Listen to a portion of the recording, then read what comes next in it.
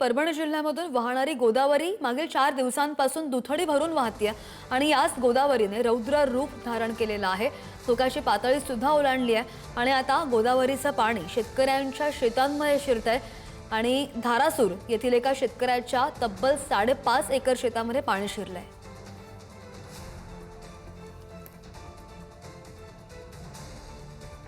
या गोदावरीने रुद्र रूप धारण केलेलं आहे। आपण सध्या ज्या शेतामध्ये उभा आहोत त्या शेतकऱ्याच्या अक्षरशः 5.5 एकर पीक पाण्याखाली गेलेलं आहे। त्यामुळे शेतकऱ्याची माती झालेली आहे। आपण पाहू शकतात कशा प्रकारे या शेतामध्ये पाणी आहे। काय सांगाल किती नुकसान आहे? 5 ते 5.5 एकरची नुकसान आहे आमची।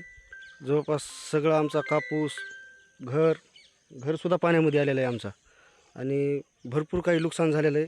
रात्री आम्ही पावसामुळं सामानसुद्धा बाहेर काढलेलं आहे घरातून आणि एवढे जे नुकसान झालेलं आहे आमचं 6 लाखाचं आमचं नुकसान झालेलं आहे। कमी कमी 6 लाखाच्या वर जाईल पण कमी नाही, 6 लाखाचं नुकसान आहे सगळं। या नुकसानीची माहिती वगैरे कोणाला दिलेली आहे का? कोणी पाहणी करण्यासाठी आलेलं आहे का? कोणी आलं नाही, पाहणी करण्यासाठी कोणी आलं नाही। तलाठी आलते, तलाठी येऊन पाहणी करून गेलेली। साधारणतः किती लाखाचं नुकसान आहे आणि काय अपेक्षा आहे तुम्हाला आता? 5 ते 6 लाखाचं नुकसान आहे आम्हाला। फक्त सरकारला एवढीच विनंती आहे की आमचं नुकसान भरपाई करून देणे। 5 एकर जमीन पाण्याखाली गेलेली आहे। डोक्या इतकं पाणी असल्याची माहिती आहे। अक्षय मुंडे, पुढारी न्यूज, परभणी।